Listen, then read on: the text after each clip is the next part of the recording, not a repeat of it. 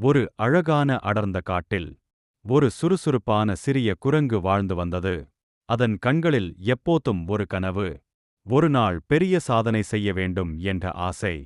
அதே காட்டில் ஒரு அமைதியான, புத்திசாலியான நரி இருந்தது. அது எப்போதும் யோசித்துதான் செயல்படும்.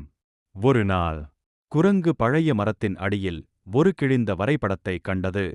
பொக்கிஷம். அதன் கண்கள் பிரகாசித்தது. நரி, நாம் உடனே போய் தேடலாம். நரி மெதுவாக சிரித்தது. அவசரப்படாதே நண்பா. முதலில் திட்டமிடுவோம். ஆனால் குரங்கு காத்திருக்கவில்லை. அது வரைபடத்தை பிடித்து காட்டின் ஆழம் நோக்கி ஓடியது. பாதையில் ஒரு பெரிய ஆறு வழியை மறைத்தது. நான் தாண்டிடுவேன் என்று குரங்கு தாவியது. ஆனால் அது வழுக்கி விழப்போகும்போது அந்த நேரத்தில் நரி ஒரு பெரிய மரக்கிளையை கொண்டு வந்து பாலம் போல அமைத்தது. அவசரம் ஆபத்து தரும் என்று அமைதியாக சொன்னது. குரங்கு மெதுவாக தலைகுனிந்தது.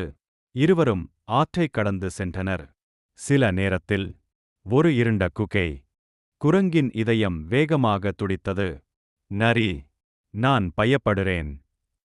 நரி அருகில் வந்து சொன்னது. நான் இருக்கேன். பயப்படாதே. அது ஒரு தீப்பந்தம். குரங்கு உடனே திறக்க முயன்றது. நிறுத்து என்று நரி கத்தினது. அது மெதுவாக சுற்றி பார்த்தது. பெட்டிக்குள் ஒரு மறைந்த கண்ணி. குரங்கு அதிர்ச்சியடைந்தது. நீ இல்லையென்றால் நான் இப்போ. நரி சிரித்தது. நண்பர்கள் சேர்ந்து இருந்தால் எந்த பிரச்சனையும் பெரியதல்ல. அவர்கள் வெளியே வந்தார்கள். சூரியன் மறையும் நேரம். குரங்கு வானத்தை பார்த்து சொன்னது. நாம் தங்கம் கிடைக்கவில்லை. ஆனா நான் ஒரு பெரிய பொக்கிஷம் கண்டுபிடிச்சேன். என்ன அது? உன்ன மாதிரி ஒரு நண்பன். நரி அமைதியாக சிரித்தது.